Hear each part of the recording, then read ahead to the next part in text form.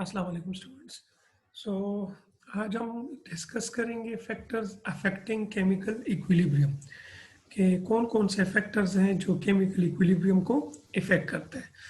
But factors discuss करने से पहले दो इम्पोर्टेंट पॉइंट्स हैं जिनके दरमियान डिफरेंस हमें पता होना ज़रूरी है, और वो क्या है? Equilibrium constant and equilibrium position. So ये मैंने लिखा है कि it is essential here to distinguish between equilibrium constant and equilibrium position for a given reaction system. Equilibrium constant तो previous lectures में हम पढ़ चुके हैं कि equilibrium constant basically equilibrium concentrations of product and reactants का ratio होता है, जबकि equilibrium position क्या है? So equilibrium position is basically a set of equilibrium concentration of reactants in products is called equilibrium position. यानी जब कोई रिएक्शन इक्विलिब्रियम पे पहुंच जाता है तो उस टाइम इक्विलिब्रियम पर रिएक्टेंट और प्रोडक्ट की जो कंसंट्रेशंस होती हैं उन कंसंट्रेशंस को हम इक्विलिब्रियम पोजीशन कहते हैं। सो इक्विलिब्रियम पोजीशन को बेसिकली हम in terms of concentration of reactant and product express करते हैं। जबकि इक्विलिब्रियम कांस्टेंट क्या है? तो इक्विलिब्रियम कांस्टेंट फिर बेसिकली उन इक्विलिब्रियम कंसंट्रेशंस का रेशो है जिसमें प्रोडक्ट न्यूमरेटर और रिएक्टेंट को डिनोमिनेटर में लिया जाता है, जो कि हम previous lecture in law of mass sections में पढ़ चुके हैं। तो यहाँ पर मैं अगेन रिपीट करता चलूं। सो इक्विलिब्रियम पोजीशन और इक्विलिब्रियम कांस्टेंट में बेसिक डिफरेंस क्या हुआ? रिएक्शन जब इक्विलिब्रियम पे पहुंच जाता है तो इक्विलिब्रियम पर रिएक्टेंट और प्रोडक्ट की जो कंसंट्रेशंस होती हैं उनको रिप्रेजेंट करना बेसिकली उस इक्विलिब्रियम की पोजीशन को रिप्रेजेंट करना होता है, जबकि equilibrium concentration of product and reactants का जो रेशियो होता है उसको हम इक्विलिब्रियम कांस्टेंट कहते हैं। ठीक है जी। So there is only one value of equilibrium constant for a particular reaction at a particular temperature, but there are an infinite number of equilibrium positions possible. यानी जब भी कोई रिएक्शन इक्विलिब्रियम पे पहुंच जाता है तो वहां पर गिवन टेम्परेचर पे इक्विलिब्रियम पर जो इक्विलिब्रियम कांस्टेंट की वैल्यू होती है, जो कि बेसिकली प्रोडक्ट और रिएक्टेंट की इक्विलिब्रियम कंसंट्रेशन का रेशो होता है, वो बेसिकली कांस्टेंट रहता है गिवन टेम्परेचर पर। हाँ, टेम्परेचर चेंज करने से इक्विलिब्रियम कांस्टेंट की वैल्यू भी चेंज हो जाती है। इस तरह से हर रिएक्शन की केसी वैल्यू एक सर्टेन टेम्परेचर पे कांस्टेंट होती है, बट टेम्परेचर चेंज होने से उसकी वैल्यू भी चेंज होती है, जो कि हम आगे पढ़ेंगे। लेकिन अगर हम मतलब टेम्परेचर कांस्टेंट रखें तो इक्विलिब्रियम कांस्टेंट की वैल्यू तो 1 होगी, लेकिन इक्विलिब्रियम पोजीशंस इनफाइनाइट पॉसिबल है। और वो इनफाइनाइट इक्विलिब्रियम पोजीशंस कैसे हम मतलब अचीव कर सकते हैं? कंसंट्रेशन में चेंज करने से, प्रेशर में चेंज करने से और टेम्परेचर। खैर, once a system it is possible to change its position by changing the external condition in concentration, pressure and temperature. हाँ, टेम्परेचर के साथ केसी भी चेंज हो जाएगा, लेकिन कंसंट्रेशन और प्रेशर जब हम चेंज करेंगे तो इक्विलिब्रियम फॉरवर्ड रिवर्स में शिफ्ट हो जाता है, जिसकी वजह से इक्विलिब्रियम पर प्रोडक्ट और रिएक्टेंट की कंसंट्रेशंस में चेंज आ जाता है। यानी जब न्यू इक्विलिब्रियम एस्टेब्लिश हो जाता है तो उस पहले वाले इक्विलिब्रियम से नए वाले इक्विलिब्रियम पर जो कंसंट्रेशंस होंगी वो मुख्तलिफ होंगी। तो हम कह सकते हैं कि इक्विलिब्रियम पोजीशन चेंज हो गई है, लेकिन उनका जो रेशो होगा वो कांस्टेंट रहेगा अगर हम टेम्परेचर को कांस्टेंट रखते हैं। हाँ, अगर हम टेम्परेचर को चेंज करते हैं तो इक्विलिब्रियम कांस्टेंट और इक्विलिब्रियम पोजीशन दोनों की वैल्यू चेंज होगी। यानी मैं इसको फिर एक दफा से समराइज कर दूं कि जब भी एक कांस्टेंट टेम्परेचर पर हम कोई रिएक्शन कर रहे हैं और वो इक्विलिब्रियम पे पहुंच जाता है तो उस टेम्परेचर पर प्रोडक्ट और रिएक्टेंट की जो इक्विलिब्रियम कंसंट्रेशंस है वो इक्विलिब्रियम पोजीशन है और उनका रेशो इक्विलिब्रियम कांस्टेंट है। हाँ, अगर हम कंसंट्रेशन या प्रेशर को चेंज कर लें एट इक्विलिब्रियम, सो हमारे पास इक्विलिब्रियम डिस्टर्ब हो जाता है, कुछ देर बाद एक नया इक्विलिब्रियम एस्टेब्लिश हो जाता है, जिस पर रिएक्टेंट और प्रोडक्ट की जो कंसंट्रेशंस होती हैं वो पहले वाले इक्विलिब्रियम से मुख्तलिफ होती हैं। सो हम कह सकते हैं कि इक्विलिब्रियम पोजीशन ओवरऑल चेंज हो चुका है, लेकिन equilibrium concentrations of product and reactants का जो रेशियो होता है वो स्टिल कांस्टेंट रहता है। ठीक है जी। सो हम कहते हैं कि इक्विलिब्रियम कांस्टेंट ओवरऑल चेंज नहीं हुआ। हाँ, टेम्परेचर चेंज करेंगे तो टेम्परेचर चेंज करने से इक्विलिब्रियम कांस्टेंट भी चेंज हो जाता है अलॉन्ग विद इक्विलिब्रियम पोजीशन। अच्छा, ले चाटलियर्स प्रिंसिपल। ये ले चाटलियर्स प्रिंसिपल क्या? ये एक फ्रेंच केमिस्ट था, हेनरी ले चाटलियर, इसको ली चैटलियर भी प्रोनाउंस करते हैं, बट इसकी सही प्रोनाउंसिएशन ली शाटलिए है, ठीक है। 1884 में इसने क्या किया कि मुख्तलिफ रिएक्शंस जब इक्विलिब्रियम पर पहुंच जाते हैं तो ये इक्विलिब्रियम पर कंसंट्रेशन को चेंज कर देता था, टेम्परेचर, प्रेशर एटसेट्रा, और इस तरह से वो इक्विलिब्रियम किस तरह से डिस्टर्ब हो रहा है यानी किस डायरेक्शन में शिफ्ट हो रहा है उसके इफेक्ट को ऑब्जर्व करता था कि जब कोई रिएक्शन इक्विलिब्रियम पे पहुंच जाता है तो अगर हम इक्विलिब्रियम पर कंसंट्रेशन या टेम्परेचर या प्रेशर में अगर कोई चेंज लाते हैं तो वो इक्विलिब्रियम को कैसे इफेक्ट करता है, मतलब डिस्टर्ब करता है या नहीं करता, अगर करता है तो किस डायरेक्शन में इक्विलिब्रियम शिफ्ट होता है। सो मुख्तलिफ रिएक्शंस के ऊपर उसने ये ऑब्जर्वेशंस मतलब एक्सपेरिमेंट्स किए और कुछ ऑब्जर्वेशन उसने ली और उस ऑब्जर्वेशन को एक प्रिंसिपल की शक्ल में कंपाइल किया जिसको हम ली शाटलियस प्रिंसिपल कहते हैं। ये ली शाटलियस प्रिंसिपल का जो कि मैंने रेड फॉन्ट में दिया हुआ है, बेसिकली ये इसका जनरलाइज फॉर्म है। अब हम इसको ये इफेक्ट्स अलग-अलग डिस्कस करेंगे, लेकिन पहले इसका जनरलाइज फॉर्म क्या है।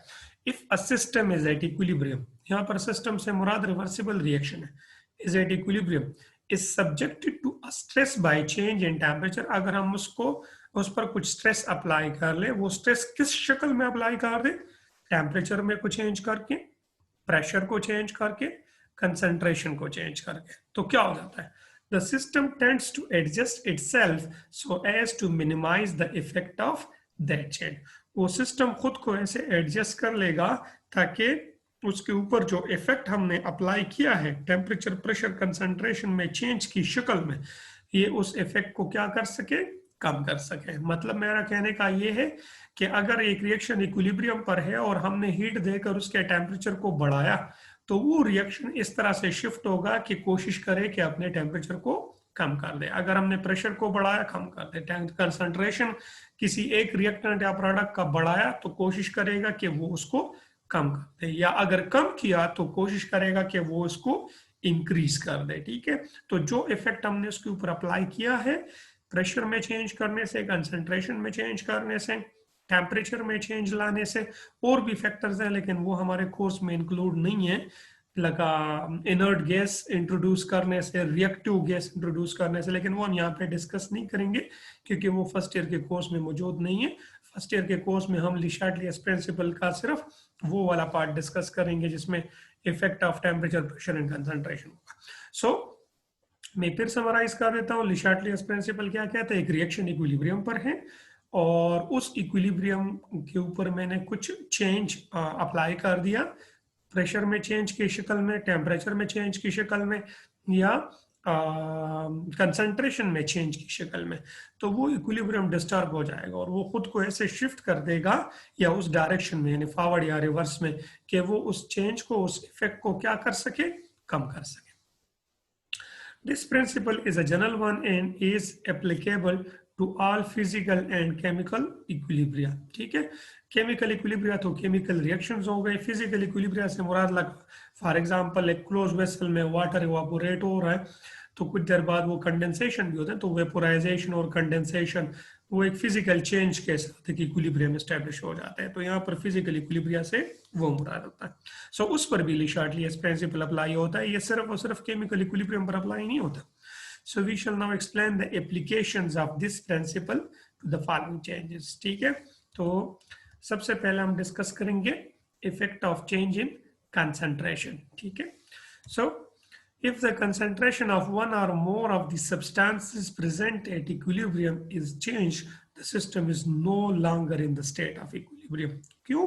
क्योंकि अगर मैंने इक्विलिब्रियम पर रिएक्टेंट या प्रोडक्ट में से किसी एक की कंसंट्रेशन को चेंज कर दिया तो कंसंट्रेशन, इक्विलिब्रियम कंसंट्रेशन से कंसंट्रेशन में चेंज आ गया है, केसी की वैल्यू टेम्परली डिस्टर्ब हो गई है, रेशो भी डिस्टर्ब हो गया है, इस वजह से हम कह सकते हैं कि नाउ ये रिएक्शन अब इक्विलिब्रियम पे नहीं है जिस वक्त मैंने कंसंट्रेशन में चेंज अप्लाई किया है। तो अब ये इक्विलिब्रियम को दोबारा रीएस्टैब्लिश करने की कोशिश करेगा। कैसे? So according to Le Chatelier's principle the system will undergo changes in the concentration of various components so as to restore the constant value of equilibrium for the system. यानी अगर अब आपको पता है कि जो इक्विलिब्रियम कांस्टेंट है वो प्रोडक्ट और रिएक्टेंट्स की इक्विलिब्रियम कंसंट्रेशन का रेशो है। तो अगर हमने कोई एक प्रोडक्ट ऐड कर दिया है तो प्रोडक्ट की कंसंट्रेशन इक्विलिब्रियम कंसंट्रेशन से ज्यादा हो जाएगी, न्यूमरेटर की वैल्यू ज्यादा हो जाएगी, के सी वैल्यू टेम्परली डिस्टर्ब हो जाएगी। तो हम कहते हैं कि के सी वैल्यू डिस्टर्ब हो गई। अब ये दोबारा उस के सी वैल्यू को कांस्टेंट करने के लिए कोशिश करेगा तो इक्विलिब्रियम सर्टेन डायरेक्शन में शिफ्ट हो जाएगा। किस डायरेक्शन में शिफ्ट होगा? तो नेक्स्ट सेंटेंस में लिखा है कि if a substance is added to the system at equilibrium, वो सब्सटेंस रिएक्टेंट भी हो सकता है या प्रोडक्ट भी हो सकता है। The system react to consume some of that substance. अगर हमने रिएक्टेंट ऐड कर दिया है तो वो सिस्टम अब इक्विलिब्रियम पे नहीं है और इक्विलिब्रियम अचीव करने के लिए वो रिएक्टेंट को कंज्यूम करने की कोशिश करेगा, मतलब फॉरवर्ड डायरेक्शन में शिफ्ट हो जाएगा। अगर हमने प्रोडक्ट ऐड कर दिया है तो प्रोडक्ट की कंसंट्रेशन इक्विलिब्रियम कंसंट्रेशन से बढ़ गई है, तो वो प्रोडक्ट अब वो रिएक्शन अब इक्विलिब्रियम पर नहीं है और वो इक्विलिब्रियम को रीस्टैब्लिश करने के लिए प्रोडक्ट की कंसंट्रेशन को डिक्रीज करने की कोशिश करेगा। सो इक्विलिब्रियम रिवर्स डायरेक्शन में शिफ्ट होगा। Similarly, if a substance is removed from a system at equilibrium, the system reacts to produce more of that substance. यानी फॉर एग्जाम्पल एक रिएक्शन है वो इक्विलिब्रियम पे पहुंच चुका है और इक्विलिब्रियम से हमने कोई रिएक्टेंट रिमूव कर दिया, तो रिएक्टेंट की उस पर्टिकुलर रिएक्टेंट की कंसंट्रेशन इक्विलिब्रियम कंसंट्रेशन से नाउ कम हो चुकी है। इस वजह से इक्विलिब्रियम डिस्टर्ब हो गया है और इक्विलिब्रियम उस डायरेक्शन में शिफ्ट हो जाना शुरू हो जाएगा, मतलब रिवर्स में, ताकि वो उस रिएक्टेंट की कंसंट्रेशन को क्या कर सके, दोबारा कुछ हद तक प्रोड्यूस कर सके। सिमिलरली प्रोडक्ट को रिमूव करेंगे तो फिर रिएक्शन प्रोडक्ट की तरफ यानी फॉरवर्ड डायरेक्शन में शिफ्ट होगा। तो मतलब इन दो सेंटेंसेस का ये है कि एक रिएक्शन इक्विलिब्रियम पे पहुंच चुका है और हमने इक्विलिब्रियम पर रिएक्टेंट ऐड किया तो रिएक्टेंट की कंसंट्रेशन बढ़ गई, तो उसको कम करने के लिए रिएक्शन नेट फॉरवर्ड डायरेक्शन में शिफ्ट हो जाएगा। प्रोडक्ट ऐड किया तो प्रोडक्ट की कंसंट्रेशन बढ़ गई तो इक्विलिब्रियम अचीव करने के लिए रिएक्शन रिवर्स में आएगा। सिमिलरली रिएक्टेंट को रिमूव किया तो रिएक्टेंट की कंसंट्रेशन कम हो गई, इक्विलिब्रियम अचीव करने के लिए रिएक्शन रिवर्स में आएगा। प्रोडक्ट की कंसंट्रेशन को कम किया तो एक प्रोडक्ट या जितने भी प्रोडक्ट्स की कंसंट्रेशन हमने की उनकी कंसंट्रेशन इक्विलिब्रियम कंसंट्रेशन से कम हो गई है, तो इक्विलिब्रियम अचीव होने के लिए रिएक्शन फॉरवर्ड डायरेक्शन में जाएगा। But the value of KC remains constant. कुछ देर बाद एक न्यू इक्विलिब्रियम एस्टेब्लिश हो जाएगा जिसमें इक्विलिब्रियम कंसंट्रेशन की वैल्यू इनिशियल जो इक्विलिब्रियम था उससे मुख्तलिफ होगी। इसको हम कह सकते हैं कि इक्विलिब्रियम पोजीशन की वैल्यू ओवरऑल चेंज हो चुकी है, लेकिन प्रोडक्ट और रिएक्टेंट की जो इक्विलिब्रियम कंसंट्रेशंस का रेशियो है उसमें कोई चेंज नहीं आया होगा, तो केसी की वैल्यू ओवरऑल कांस्टेंट रहेगी। तो यहाँ पर हमने ये चीज ऑब्जर्व की कि अगर टेम्परेचर कांस्टेंट हो और हम कंसंट्रेशन ऑफ रिएक्टेंट या प्रोडक्ट में चेंज लाते हैं तो इक्विलिब्रियम पोजीशन तो डिस्टर्ब हो जाता है बट इक्विलिब्रियम कांस्टेंट की वैल्यू इफेक्ट नहीं होती।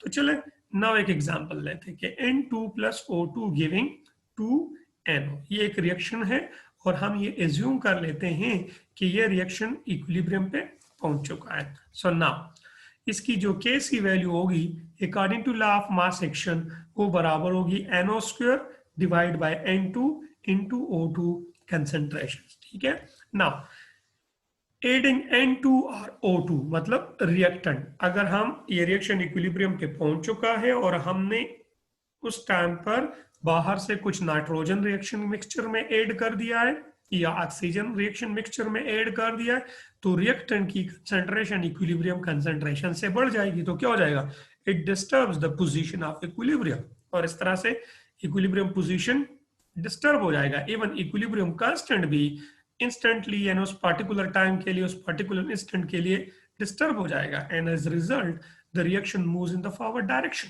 और इस तरह से रिएक्शन फॉरवर्ड में आना शुरू हो जाएगा ताकि नाइट्रोजन या ऑक्सीजन जो हमने बाहर से ऐड किया हुआ है उसकी कंसंट्रेशन को कम किया जा सके उस वक्त तक जब तक ये रेशो यानी केसी की वैल्यू पहले की तरह यानी जो इनिशियली या अर्ली इक्विलिब्रियम था उसकी तरह हो जाए। So forward direction, so a greater yield of NO is obtained and vice versa। यानी इसका रिवर्स भी हो सकता है। अगर हम N2 या O2 को रिमूव करते हैं तो फिर रिएक्शन जो होगा ये रिवर्स डायरेक्शन में शिफ्ट होना शुरू हो जाएगा, तो भी इक्विलिब्रियम पोजीशन चेंज हो जाएगा। नया इक्विलिब्रियम जो एस्टेब्लिश होगा वो पहले से मुख्तलिफ होगा, लेकिन उस पर जो कंसंट्रेशन होगी, सॉरी, उसकी जो कंसंट्रेशन का रेशो होगा यानी केसी होगा, वो पहले वाले इक्विलिब्रियम की तरह ही होगा। सिमिलरली removing NO यानी product causes the forward reaction to occur so that part of the NO removed from equilibrium is reproduced and vice versa। यानी अगर हमने NO को रिएक्शन मिक्सचर से रिमूव कर दिया, मतलब प्रोडक्ट को रिमूव कर दिया, सो प्रोडक्ट रिमूव करने से न्यूमरेटर कम हो जाएगा, ठीक है। सो हमने Kc वैल्यू को कुछ टाइम के लिए डिस्टर्ब कर दिया, अब रिएक्शन इक्विलिब्रियम पे नहीं है, तो इक्विलिब्रियम अचीव करने के लिए ये NO की कंसंट्रेशन को बढ़ाने की कोशिश करेगा, तो रिएक्शन फॉरवर्ड में आएगा। ये कंसंट्रेशंस कम होंगी, आहिस्ता आहिस्ता से N2O2 की NO की बढ़ेगी और अगेन Kc की वैल्यू फिर पहले की तरह हो जाएगी, तो वहां पर एक न्यू इक्विलिब्रियम स्टेब्लिश हो जाएगा, जिस पर रिएक्टेंट प्रोडक्ट की इक्विलिब्रियम कंसंट्रेशन पहले वाले इक्विलिब्रियम से तो मुख्तलिफ होंगी, मतलब इक्विलिब्रियम पोजीशन ओवरऑल चेंज हो चुका है, लेकिन उनका जो रेशो होगा जिसको हम Kc कहते हैं ये पहले वाले इक्विलिब्रियम की तरह ही होगा, एंड वाइस वर्सा। मतलब अगर हम NO को ऐड कर देते हैं तो फिर रिवर्स डायरेक्शन में रिएक्शन आएगा इक्विलिब्रियम को अचीव करने के लिए, ठीक है जी। अच्छा, सेकंड जो फैक्टर है that is effect of change in pressure, ठीक है। So the effect of change in pressure is relatively small in equilibrium state of reactions which involve solid and liquid। यानी वो रिएक्शन जिसमें रिएक्टेंट प्रोडक्ट साइड कोई gas मौजूद ना हो, यानी सिर्फ सॉलिड हो या लिक्विड हो, तो जब भी सॉलिड और लिक्विड रिएक्ट करते हैं तो वहां पर during progress of reaction volume में कोई कंसिडरेबल चेंज नहीं आता, जिसकी वजह से ओवरऑल इस तरह का जो इक्विलिब्रियम होता है वो भी प्रेशर से इफेक्ट नहीं होता, क्योंकि नॉर्मली प्रेशर का जो इफेक्ट है वो बेसिकली वॉल्यूम का इफेक्ट है, क्योंकि प्रेशर चेंज करने से वॉल्यूम इफेक्ट होता है। तो अगर किसी रिएक्शन में रिएक्टेंट और प्रोडक्ट की वॉल्यूम में डिफरेंस होता है तो वहां पर प्रेशर का जो इफेक्ट होता है वो काफी सिग्निफिकेंट होता है। However, in reactions involving gases, a small change in pressure. Why? Because a small change in pressure can bring a large change in volume of gas. So a small change in pressure has significant effect on the state of equilibrium. यानी ऐसा reaction जिसमें gases involve, जिसको हम gaseous reactions भी कह सकते हैं, तो वहां पर अगर हम प्रेशर अप्लाई करते हैं तो प्रेशर अप्लाई करने से गैस के वॉल्यूम में काफी ज्यादा चेंज आ जाता है, जिसकी वजह से वहां का जो इक्विलिब्रियम होता है उसको हम प्रेशर से इफेक्ट कर सकते हैं। लेकिन तो कैसे? So when pressure is increase on a gaseous equilibrium, ये लिशार्टलियस प्रिंसिपल ने लिशार्टलिये ने ऑब्जर्व किया है प्रिंसिपल की शक्ल में। क्या कह रहा है कि when pressure is increase on a gaseous equilibrium, एक गैसियस रिएक्शन है जो कि इक्विलिब्रियम पे पहुंच चुका है, हमने प्रेशर बढ़ा दिया, so the equilibrium will shift in a direction which tends to decrease the pressure and system will move towards the decreased volume। अब हमने प्रेशर बढ़ा दिया है, प्रेशर बढ़ाने से वॉल्यूम कम हो चुका है, सो अब ये जो इक्विलिब्रियम होगा ये कोशिश करेगा जो हमने प्रेशर बढ़ाया है उसको कम करे, और जो कम वॉल्यूम हमने उसको जबरदस्ती वॉल्यूम कम किया है तो ये उस वॉल्यूम में खुद को एडजस्ट करने के लिए रिएक्शन जो है ना वो रिएक्टेंट और प्रोडक्ट में उस डायरेक्शन में शिफ्ट होगा जिस डायरेक्शन में वो कम वॉल्यूम ऑक्युपाई करता है। ये हमें कैसे पता चलेगा कि किस डायरेक्शन में वो कम वॉल्यूम ऑक्युपाई करेगा, वो हम आगे पढ़ेंगे, लेकिन मैं फिर इस प्रिंसिपल को एक दफा फिर रिपीट कर देता हूं कि जब एक गैसियस रिएक्शन इक्विलिब्रियम में है और वहां पर हम प्रेशर अप्लाई कर देते हैं, तो प्रेशर अप्लाई करने से एक्चुअली हम वॉल्यूम कम कर देते हैं, तो फिर ये रिएक्शन कोशिश करेगा कि प्रेशर को कम कर सके, और जो वॉल्यूम हमने जबरदस्ती प्रेशर अप्लाई करके कम किया है तो ये इक्विलिब्रियम मिक्सचर कोशिश करेगा कि उस गिवन वॉल्यूम में खुद को एडजस्ट कर ले, तो उसके लिए ये मोल्स को कम करने की कोशिश करेगा। और आपको पता है कि जब गैसेस के मोल्स कम होते हैं अकॉर्डिंग टू वोगैड्रोला, तो वो वॉल्यूम भी कम ऑक्युपाई करते हैं, सिस्टम उस तरफ शिफ्ट होगा जिस तरफ वो कम वॉल्यूम को ऑक्युपाई करेगा। बट हाउ, इसको डिस्कस करते हैं। So the value of Kc is not affected by pressure change. हाँ, जो Kc की वैल्यू होगी वो प्रेशर के साथ चेंज नहीं होगी। यहाँ पर भी वही इफेक्ट होगा जो कंसंट्रेशन का होगा, यानी जो इक्विलिब्रियम एस्टेब्लिश हो जाएगा उस पर जो कंसंट्रेशन होंगी वो पहले वाले इक्विलिब्रियम से तो मुख्तलिफ होंगी, हाँ पोजीशन लेकिन जो रेशो होगा वो कांस्टेंट रहेगा। सो चलो एक एग्जांपल लेते हैं, effect of change in formation of ammonia. So ये गैसियस रिएक्शन है, N2 + 3H2 गिविंग 2NH3। अगर हम इस रिएक्शन को देखते हैं तो 1 मोल N2 और 3 मोल H2 अगर रिएक्ट कर रहे हैं और प्रोडक्ट में कन्वर्ट हो रहे हैं तो प्रोडक्ट में अमोनिया 2 मोल बनेगा। सो अब एवोगैड्रो लॉ के मुताबिक गैसेस के मोल जितने ज्यादा होते हैं वो ज्यादा वॉल्यूम ऑक्युपाई करता है। तो अगर 1 मोल N2 और 3 मोल H2 मतलब ओवरऑल 4 मोल गैसेस हो गए, ठीक है। अगर ये आपस में रिएक्ट कर रहे हैं तो 2 मोल अमोनिया बना रहे हैं, तो अब 2 मोल प्रोडक्ट के गैसेस बन रहे हैं। तो अब 2 मोल गैस जो होता है वो 4 मोल गैस की निस्बत आधा वॉल्यूम को पाई करता है। ये तो एवोगैड्रो लॉ में बड़ा क्लियर है कि मोल ज्यादा होंगे, वॉल्यूम का जो है ना वो number of moles of gas के साथ डायरेक्ट रिलेशनशिप होता है at constant pressure and temperature. So now हम यहाँ पर कह सकते हैं कि अगर मैं 1 मोल नाइट्रोजन और 3 मोल हाइड्रोजन गैस लेता हूं तो अगर ये आपस में रिएक्ट करके इन अमोनिया में कन्वर्ट हो रहे हैं तो हमारे पास 2 मोल अमोनिया बनेगा। इसका मतलब है कि ड्यूरिंग प्रोग्रेस ऑफ रिएक्शन, जब रिएक्शन जैसे जैसे फॉरवर्ड जाता है इक्विलिब्रियम को अचीव करने के लिए, सो हमारे पास जो प्रोडक्ट के मोल्स है वो कम हो रहे हैं तो ओवरऑल प्रोडक्ट का जो वॉल्यूम होगा वो भी कम होगा। सो हम कह सकते हैं कि प्रोडक्ट कम वॉल्यूम ऑक्युपाई करेगा जबकि रिएक्टेंट्स ज्यादा वॉल्यूम ऑक्युपाई करेगा। So now it is evident from the reaction that there is a decrease in volume in the formation of ammonia. So now according to Le Chatelier's principle, if an increase in pressure on this system shift the equilibrium in forward direction favors the formation of ammonia and vice versa. So अगर हम pressure को बढ़ाते हैं तो pressure बढ़ाने से हम reaction mixture के वॉल्यूम को जबरदस्ती कम कर देते हैं। अब रिएक्शन ये कोशिश करेगा कि ये उस वॉल्यूम में खुद को एडजस्ट करे, तो in other words reaction mixture भी अपने वॉल्यूम को कम करने की कोशिश करेगा। और वॉल्यूम को ये कैसे कम करने की कोशिश करेगा, ये मोल्स को कम कर देगा। और मोल्स किस डायरेक्शन में गैसेस के कम हो रहे हैं, फॉरवर्ड, तो रिएक्शन फॉरवर्ड में शिफ्ट होगा। सो मतलब कहने का ये कि अगर हम प्रेशर को बढ़ाते हैं तो प्रेशर बढ़ाने से जो रिएक्शन होता है वो फॉरवर्ड डायरेक्शन में शिफ्ट होगा। तो मैं ऐसे कह सकता हूं कि मैं ये एरो इस डायरेक्शन में ड्रा कर दूं और ये जो एरो अपवर्ड पॉइंट का आ रहा है ये बेसिकली हमें बता रहा है इंक्रीज, ठीक है, कि इंक्रीज इन प्रेशर रिएक्शन को फॉरवर्ड में शिफ्ट करेगा। एंड वाइस वर्सा का मतलब है कि अगर हम प्रेशर को डिक्रीज करते हैं तो प्रेशर को डिक्रीज करने से जो रिएक्शन है वो फिर रिवर्स डायरेक्शन में आएगा। इस दौरान जब न्यू इक्विलिब्रियम एस्टेब्लिश हो जाएगा दोनों केसेस में, सो वो इक्विलिब्रियम पहले वाले इक्विलिब्रियम पोजीशन से मुख्तलिफ होगा, लेकिन जो इक्विलिब्रियम कांस्टेंट की वैल्यू होगी उसमें कोई चेंज नहीं आ चुका होगा। ठीक है, एक और एग्जांपल लेते हैं।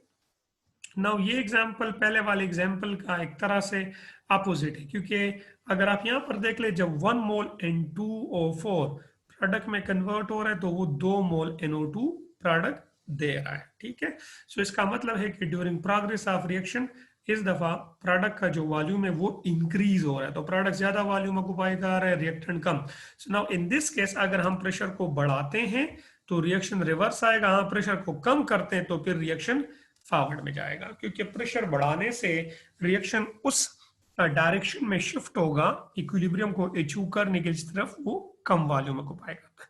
तो प्रेशर बढ़ाने से रिएक्शन इस तरह से रिवर्स में आ जाएगा, हाँ प्रेशर कम करने से रिएक्शन फॉरवर्ड में जाएगा, बट इक्विलिब्रियम पोजीशन तो चेंज हो जाएगा लेकिन इक्विलिब्रियम कांस्टेंट चेंज नहीं होगा। थर्ड पॉसिबिलिटी ये है लाइक HI की डिकम्पोजिशन है, जैसे H2 गैस और I2 गैस बन रहा है ना। इस पार्टिकुलर एग्जांपल में अगर आप लोग देख लें सो 2 मोल गैसेस जब प्रोडक्ट में कन्वर्ट हो रहे हैं तो 2 मोल गैसेस ही बन रहे हैं। ठीक है, सो हमारे पास इस दौरान during progress of reaction overall volume में कोई चेंज नहीं आ रहा, क्योंकि जितना वॉल्यूम रिएक्टेंट ऑक्युपाई कर रहा है अगर वो रिएक्टेंट प्रोडक्ट में कन्वर्ट हो रहा है तो उसका प्रोडक्ट भी उतना ही वॉल्यूम ऑक्युपाई करेगा। यानी अगर रिएक्टेंट में 2 मोल HI है और वो 2 मोल HI प्रोडक्ट में कन्वर्ट हो गए तो प्रोडक्ट भी 2 मोल ही है और वो इतना ही वॉल्यूम ऑक्यूपाई करेगा। सो यहाँ पर जब वॉल्यूम में चेंज नहीं आ रहा, यस इस इक्विलिब्रियम पर प्रेशर का कोई इफेक्ट मौजूद नहीं होगा। So the reaction show that no change in volume during the decomposition of HI, therefore there will be no effect of change in pressure on the equilibrium concentration of reactant and product. ठीक है। अच्छा, another factor is effect of change in temperature. Temperature change करने से reaction कैसे मतलब शुरू होती है? The temperature of a system at equilibrium is changed, the magnitude of equilibrium constant also changes. So according to Le-Chatelier's principle, if the temperature of a reaction increases, the equilibrium shift in the endothermic direction in which heat is absorbed in an attempt to lower the temperature. यानी एक reaction है वो equilibrium पर है।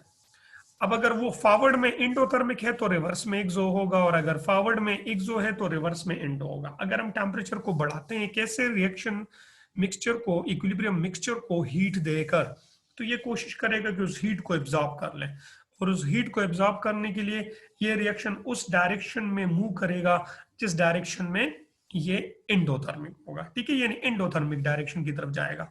And vice versa, अगर हम temperature को कम करते हैं तो फिर ये एक्सोथर्मिक की डायरेक्शन में शिफ्ट होगा। हाँ, this time Kc value also changes with change in temperature. हाँ, इस दफा Kc वैल्यू भी चेंज होगी। फॉर एग्जाम्पल, ये एक रिएक्शन है कि 2CO plus O2 giving 2CO2, del H minus 41.84 kilojoule पर मोल। ये नेगेटिव साइन क्या शो कर रहा है? Exothermic. But keep in mind जब हम कोई रिवर्सिबल रिएक्शन के एंथैल्पी चेंज को लिख लेते हैं तो ये एंथैल्पी बेसिकली उस रिवर्सिबल रिएक्शन के फॉरवर्ड के एंथैल्पी चेंज को रिप्रेजेंट करता है। मैं फिर रिपीट कर रहा हूं, ये उस रिवर्सिबल रिएक्शन के फॉरवर्ड के एंथैल्पी चेंज को रिप्रेजेंट कर रहा है। तो इसका मतलब हो गया कि ये रिएक्शन जिसका एंथैल्पी चेंज नेगेटिव में है तो ये फॉरवर्ड में एक्सोथर्मिक है, रिवर्स में एंडोथर्मिक होगा। ठीक है जी। So now, since the reaction is exothermic in the forward direction and its reverse direction should be endothermic. So an increase in temperature would shift the equilibrium in the reverse direction. क्यों?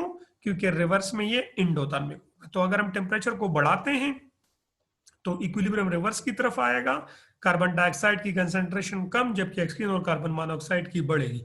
लेकिन अगर हम temperature को कम करते हैं तो फिर equilibrium forward में जाएगा, कार्बन डाइऑक्साइड की कंसेंट्रेशन बढ़ेगी जबकि कार्बन मोनोऑक्साइड और ऑक्सीजन की डिक्रीज होगी, लेकिन जो रेशो होगा वो भी चेंज हो जाएगा। यानी इक्विलिब्रियम कंसेंट्रेशन जो ऑफ प्रोडक्ट एंड रिएक्टेंट का जो रेशो होगा वो भी, तो Kc वैल्यू भी यहाँ पर चेंज हो जाएगी जो न्यू इक्विलिब्रियम एस्टैब्लिश होगा। एक और example 2NO plus O2 giving 2NO2, इसका डेल H पॉजिटिव है 180.5 किलोजूल पर मोल। अब ये पॉजिटिव में है तो इट मींस कि ये फॉरवर्ड में एंडोथर्मिक है, रिवर्स में एक्सोथर्मिक होगा।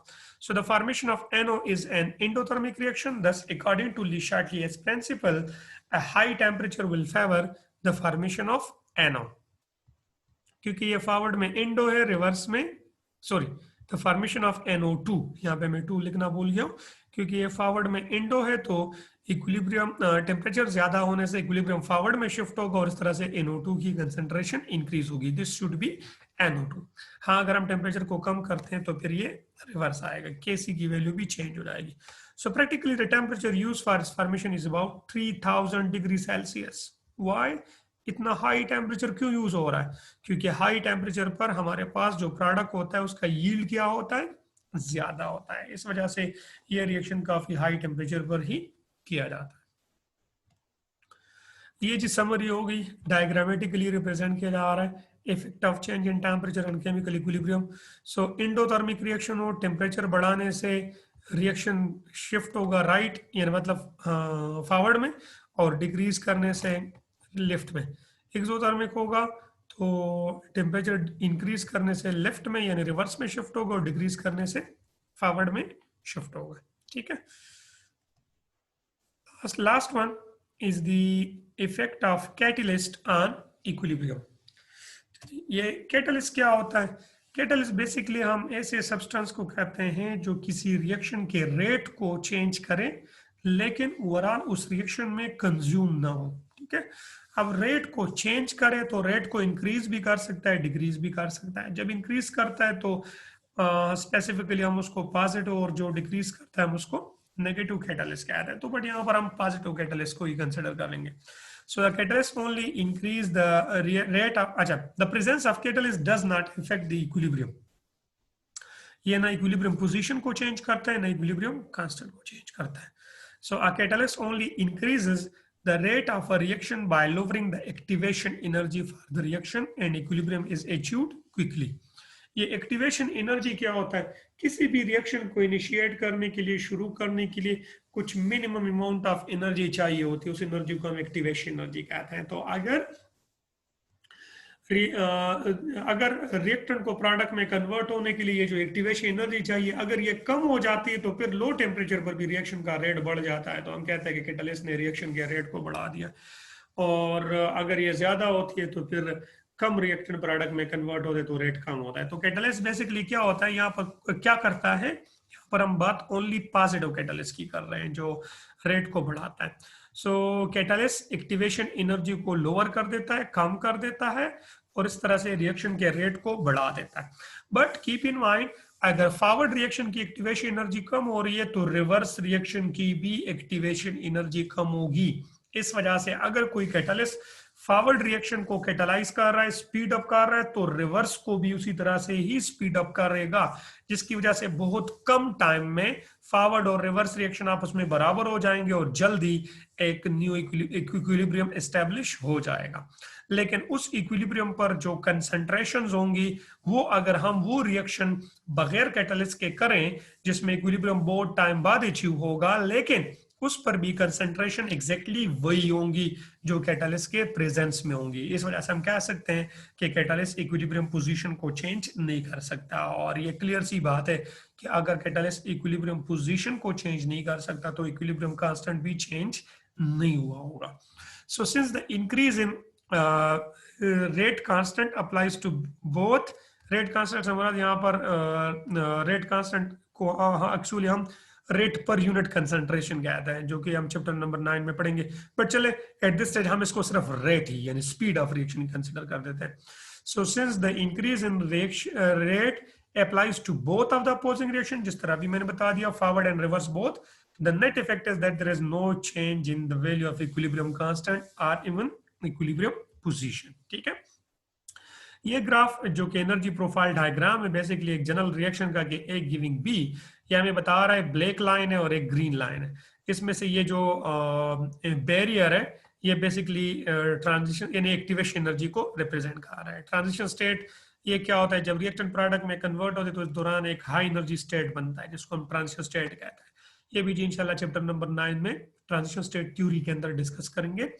लेकिन ये एक्टिवेशन एनर्जी है बेसिकली कैटलिस्ट के एब्सेंस में। ये जो ग्रीन लाइन रिप्रेजेंट कर रहा है ये कैटलिस्ट के प्रेजेंस में। तो जब हम कैटलिस्ट डाल देते हैं रिएक्शन के अंदर पॉजिटिव कैटलिस्ट, तो वो एक्टिवेशन एनर्जी को कम कर देता है, एनर्जी बैरियर को डिक्रीज कर देता है। इस वजह से रिएक्टेंट जब प्रोडक्ट में कन्वर्ट होंगे तो चूंकि एनर्जी कम हो गई है, बैरियर उसके लिए कम हो गया, तो गिवन मतलब टाइम में ज्यादा अमाउंट रिएक्टेंट के जो ना वो प्रोडक्ट में कन्वर्ट होना शुरू हो जाएंगे और इस तरह से रेट बढ़ जाएगा और जो इक्विलिब्रियम है वो जल्दी अचीव हो जाएगा। तो समरी ये हुई कि हमने 4 फैक्टर्स डिस्कस किए, concentration, pressure, temperature and catalyst. पहले बात में यहां से शुरू, इसमें इक्विलिब्रियम पोजीशन वो कंसंट्रेशन से भी चेंज हो सकता है, प्रेशर से भी चेंज हो सकता है और टेम्परेचर से भी चेंज हो सकता है। इक्विलिब्रियम कांस्टेंट वो ओनली टेम्परेचर में चेंज लाने से चेंज होगा, लेकिन जो कैटलिस्ट है वो ना इक्विलिब्रियम पोजीशन को चेंज करेगा ना इक्विलिब्रियम कांस्टेंट को चेंज करेगा। अच्छा, ली शार्टलीज प्रिंसिपल में जी बस इतना ही हमारे जो स्मार्ट सिलेबस है उसमें इंक्लूडेड है। हाँ, जो बाकी के 2 टॉपिक्स हैं अगर आप लोग अपने बुक में देख ले, solubility product and carbonyl effect, वो चूंकि हमारे स्मार्ट सिलेबस में इंक्लूड नहीं है सो वो हम डिस्कस नहीं करेंगे। तो ये चैप्टर यहाँ पे कंप्लीट हो गया है और इंशाल्लाह इसके बाद हम शुरू करेंगे नेक्स्ट चैप्टर जो कि चैप्टर नंबर 8 है, यानी एसिड एंड बेसिस, और उसमें भी हम स्मार्ट सिलेबस को ही फॉलो करेंगे। ठीक है जी, तब तक के लिए अल्लाह हाफिज।